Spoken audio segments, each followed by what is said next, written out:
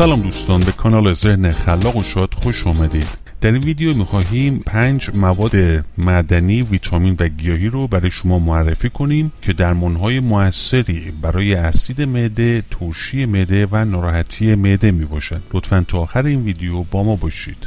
به طور طبیعی اسید معده رو قوی نگه می‌داره که برای تجزیه و هضم غذایی بسیار ضروریه. درست بالای شکم و در پایین مری یک دریچه کوچک مایچه‌ای به نام اسفنکتر وجود داره. این دریچه هنگام غذا خوردن باز میشه و اجازه میده غذا وارد معده بشه. با این حال وظیفه این دریچه اینه که محکم بسته بمونه تا اسید معده به سمت گلو برگشت نکنه. متاسفانه این دریچه در بعضی از افراد ضعیفتر عمل میکنه و بسته شدن آن متوقف میشه و در فاصله بین بلعیدن غذا وظیفه‌ش رو انجام نمیده. بنابراین اسید معده و آنزیم‌های گوارشی به سمت بالا طرف مری و گلو برمیگردن که منجر به سوزش و ترشی معده میشه. این ترشی و سوزش مخصوصا در قسمت پشت سینه زمانی که دراز میکشید بیشتر میشه، زیرا اسید راحت‌تر از لوله مری باز میگرده. همچنین ممکنه این احساس رو داشته باشید که چیزی در گلو وجود داره. اصطلاح رفلاکس اسید بدین معنی است که مایات معده و اسید با مزه ترش در دهان برگشت میکنن. در واقع این اسیدها باعث التهاب میشن و گاهی بلعیدن رو سخت میکنن که در نهایت باعث ایجاد زخم معده و تجمع مخاط در هنگام بیدار شدن از خواب میشه.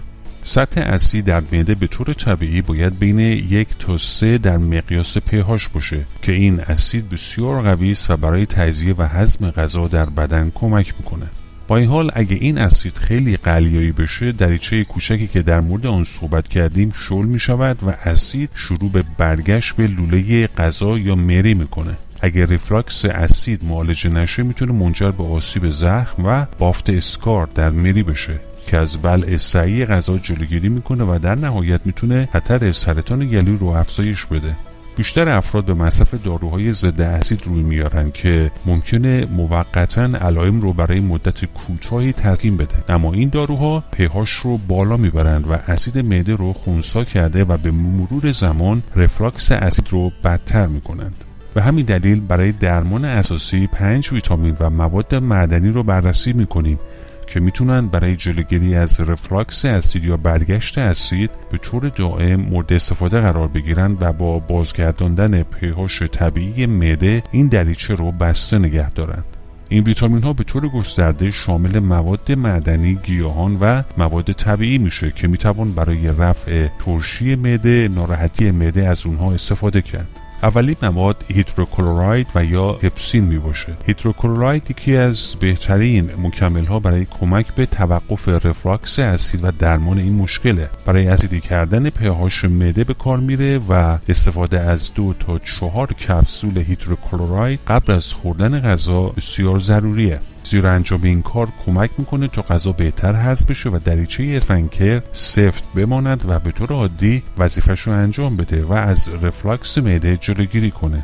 برای نتیجه بهتر این پروتکل باید 2 تا 3 روز انجام بشه و در صورت نیاز میتونید به مرور زمان کپسول ها رو بیشتر کنید تا زمانی که در طی چند هفته فرد احساس بهتری پیدا کنه. مصرف این کپسول اسید معده رو دوباره سازی میکنه و سیستم گوارش به حالت عادی باز برمیگرده. مواد شماره 2 یک داروی گیاهی طبیعی به نام زنجبیله. ترشح اسید و برگشت آن بسیار دردناک و ناراحت کننده می باشه، به خصوص موقع خواب شبانه که شخص رو از درد و التهاب بیدار میکنه. برای رفع سریع ترشی معده هر زمان که احساس کردید سوزش سر دل شروع میشه، یک تکه تازه از ریشه زنجبیل را بجوید و آب آن را بمکید. مایات طبیعی درون ریشه زنجبیل حاوی ترکیبات فنولی قوی است که مری و پوشش پرزی معده رو به منظور کاهش التهاب ناشی از اسید درمان میکنه. زنجبیل در واقع بیش از صدها ساله که مورد استفاده قرار میگیره و زنجبیل به دلیل توانایی در تسکین و التیام سوزش، حالت تهوع، رفلاکس اسید و سوء هاضمه گیاهی شناخته شده است. زنجبیل تازه را پوست بکنید، سپس آن را در سالاد خود رنده کنید. میتونید بهترین منفعت رو از این گیاه مفید ببرید. شماره 3 مواد پروبیوتیک است. پروبیوتیک ها ریز باکتری های مفید، زنده و مخمرهای پرخاصیتی هستند که در روده بزرگ زندگی میکنند و به هضم غذا کمک شایانی میکنند. پروبیوتیک ها همچنین انتقال دهنده های عصبی مانند استیلکولین رو برای مغز میسازند. با ساخت استیلکولین این ریز میکروب های پرخاصیت به تحریک اعصاب خاصی کمک میکنند و همچنین به باز و بسته شدن دریچه اسفنکتر بالای معده رو هم کنترل میکنند تا هنگام غذا خوردن باز بشه و پس از توقف غذا دوباره بسته بمونه. اساساً تعداد زیادی میکروب های مفید در روده زندگی میکنند و احتمالاً ابتلا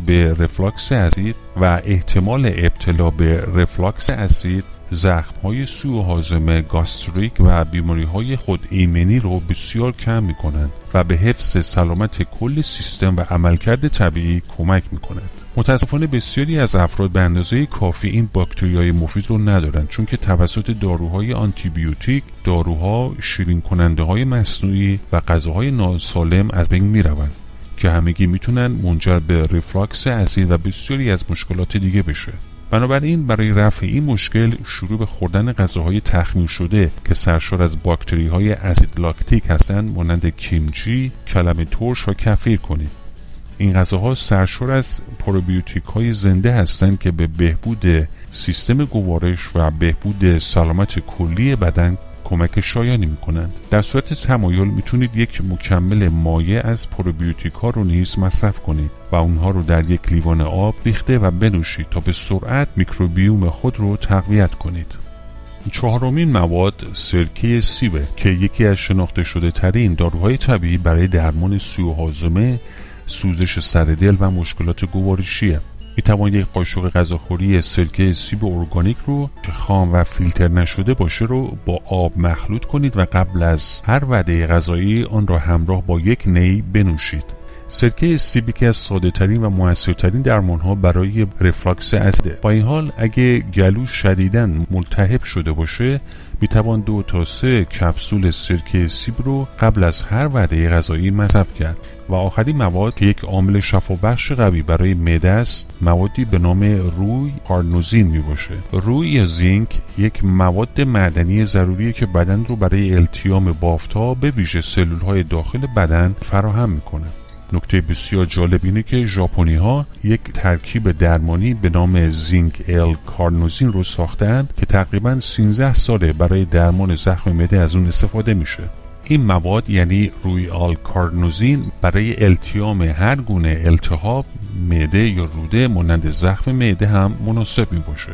مصرف این روی برای بازگرداندن سطح مخاطی محافظ در روده در سیستم گوارش عمل کرده و به بهبود و ترمیم آن کمک میکنه. ماده معدنی روی به طور کلی از رشد بیش از حد میکروب‌های مضر مانند هلیکوباکتر پیلوری که نوعی باکتری است که معده رو آلوده میکنه و قسمت اول روده کوچک یعنی اثنی عشر رو هدف قرار میده، از آسیب معده جلوگیری میکنه. مصرف 70 میلی گرم زینک ال کارنوزین به صورت روزانه نیاز روی رو در مردان و زنان تامین میکنه. این مواد رو میتوان از منابع غذایی سالم هم مانند صدف‌ها، گوشت قرمز و دانه‌های کدو تنبل دریافت کرد. دوستان از شما تشکر میکنیم که تا پایان این ویدیو با ما بودید. لطفاً این ویدیو رو لایک کنید، اون رو با دیگران به اشتراک بگذارید و همینطور از دیگر ویدیوهای کانال ما هم دیدن بکنید و خوشحال میشیم کامنت ها و تجربیات خودتون رو در پایین این ویدیو برامون بنویسید. همینطور فراموش نکنید زنگوله رو فعال کنید تا اولین کسی باشید که ویدیوهای ما رو دریافت و تماشا میکنید. امیدواریم که همیشه شاد و سلامت باشید.